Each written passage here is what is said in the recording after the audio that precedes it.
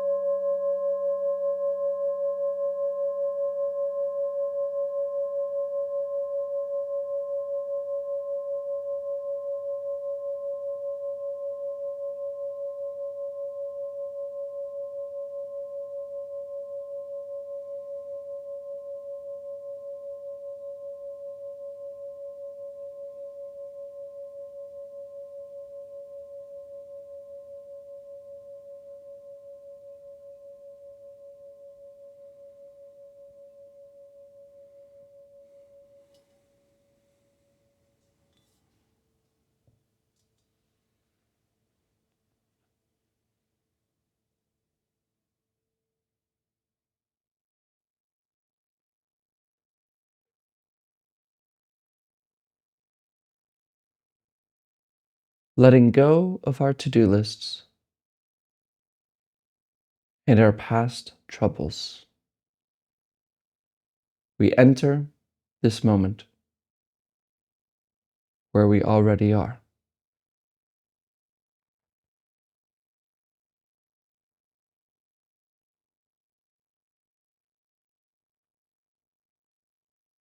Simply notice what you notice right now.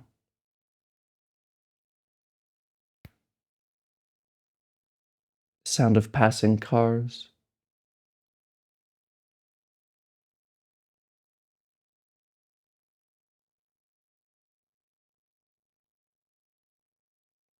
different body sensations,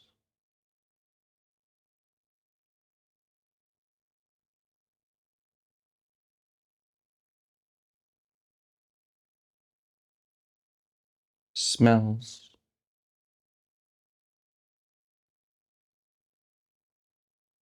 flashing colors behind the eye.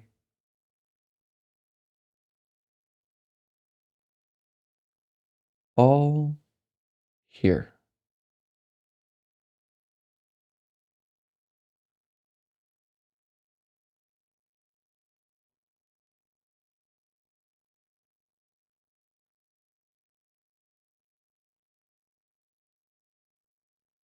And you may notice yourself talking about your experience in your head. You'll start to name the sounds or name body sensations. This is this. This is that.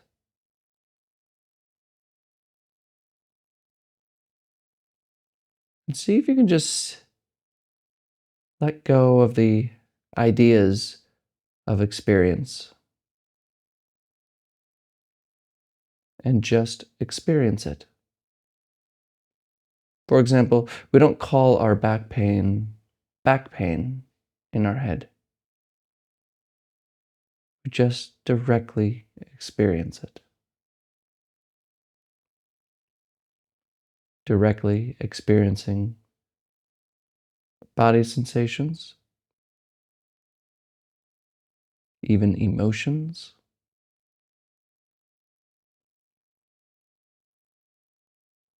sounds,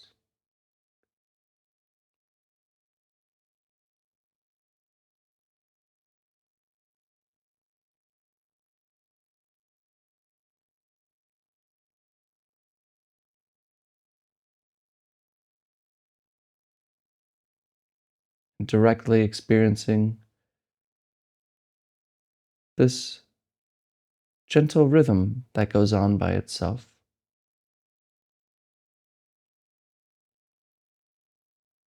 This breath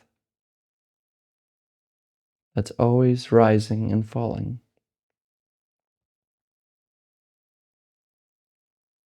Without naming it breath, notice the breath. Watch it as it gently rises and falls.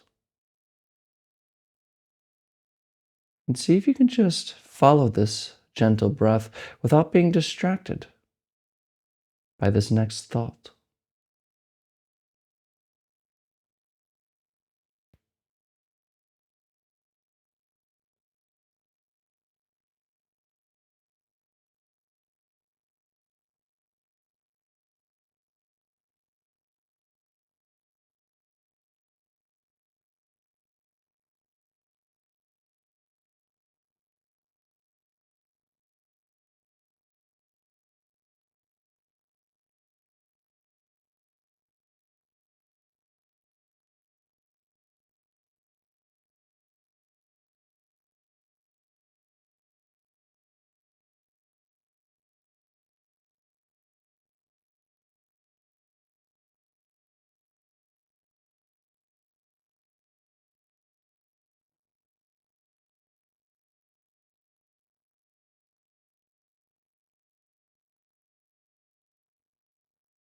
And if you're normal, I'm probably interrupting you talking to yourself right now.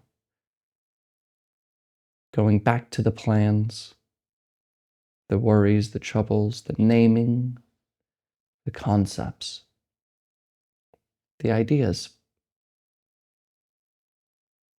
And notice how when you're following thoughts, you're no longer noticing the breath. So your task here is simple. When you notice that you're lost in thought, return to the breath. Just gently return with attention,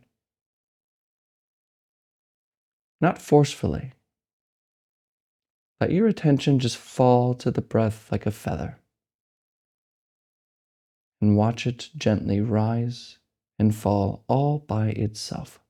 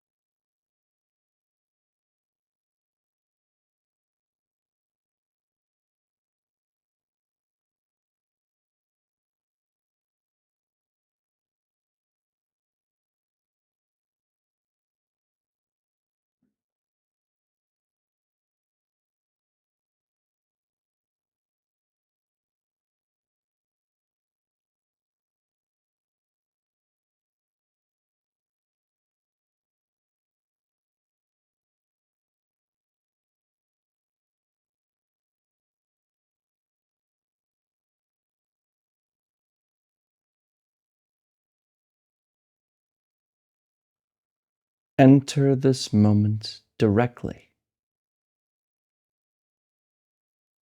not with words.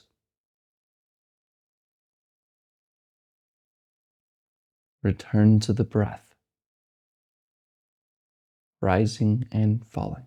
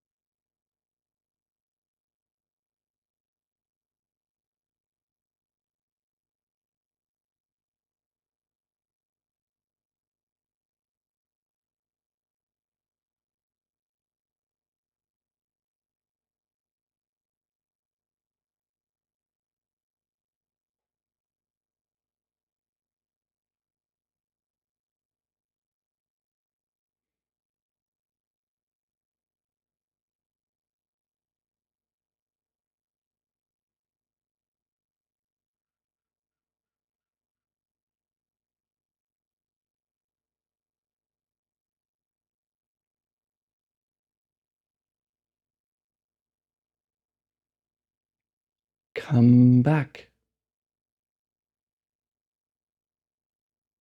Come back to the breath.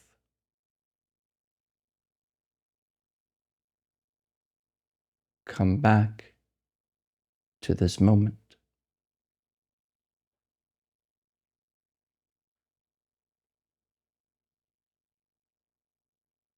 What sees this moment?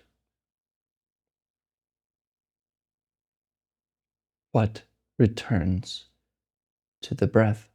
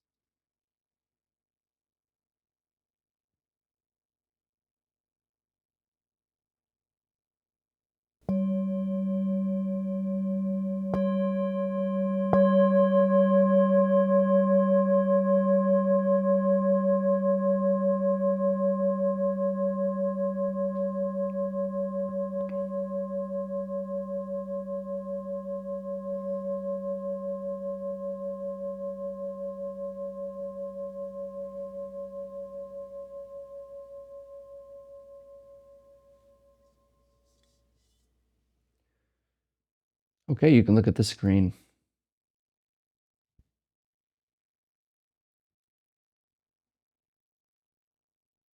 I come from the tradition of Zen. If you show up regularly, you may know that. So I like telling Zen stories. And there's a Zen story, which I'll leave out the details of names and exactly the correctness of it. So I might get a little bit of this wrong if you want to look it up later. But there's a story of a teacher at an old temple who knew he was about to retire. That he's 80 years old or so, and he needs to find a successor to the temple, to the monastery.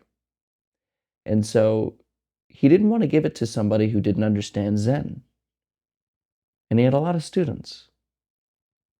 And so he decided to have a bit of a contest. And he brought all his students together in a room and placed a bucket in the middle of the room. And he sits back. No one knows what's going on. And he says, "What is it?" Of course, the students aren't silly. They know this Zen game. They said, "Well, clearly, it's not a bucket." And he says, "No." Okay. Another student says, "Oh, it's a bucket." He says, "No." Everybody got quiet. So it's not a bucket. It is a bucket. Those are both wrong answers. Then the cook of the monastery, not even a student, the cook who has been there longer than the students, just cooking the food, walks up into the middle of the room, kicks the bucket, and walks out. And that cook became the new abbot of the monastery. Why? See, it's this kind of story that's silly. Because this is a bucket and this isn't a bucket are both concepts. They're both ideas. It's not a bucket and it isn't a bucket. It isn't not a bucket. It's the Zen way of saying it. One of the reasons I even started following or going to go meet when I went to go meet my teacher, I saw a video where he was giving he was talking about Zen, and it was something that his teacher told him, and he looked at the people in the crowd, who's a bunch of students, and he says, "My mind, your mind, this hand and this sound, are they the same or different?" And of course, somebody said in the crowd, "Oh, they're different. Obviously, there's different. There's mind, hands, and sounds. It's totally different." He says, "No, you're wrong. You're attached to difference." So then he asks again, "My mind, your mind, this hand, this sound, are they the same or different?" And somebody says, "Well, they're different." And he says, "No, you're wrong. You're attached to difference." Then he does it again. "My mind, your mind, this hand, this sound, are they the same or different?" And somebody says, "Neither." And he says, "Wrong again. You're attached to both same and different." And then he says to everyone, "You ask me." So a student, a person in the crowd was like, "Okay, my mind, your mind, my hand, this sound, are they the same or the different?" And he goes,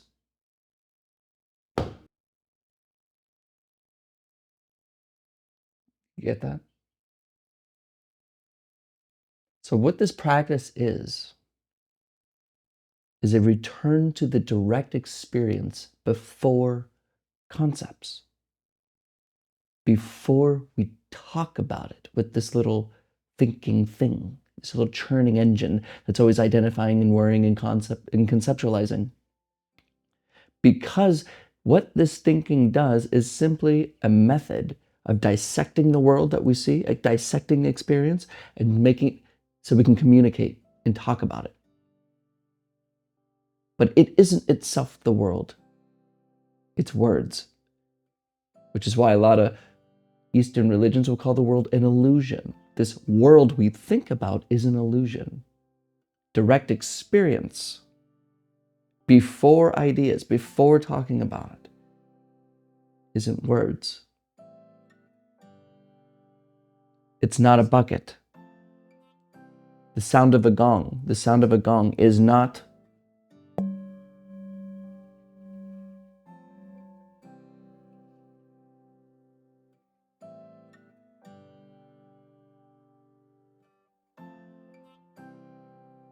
and to wake up from ideas and concepts is tremendous relief, like waking up from a bad dream. So practice. When we return to the breath, we return to this moment.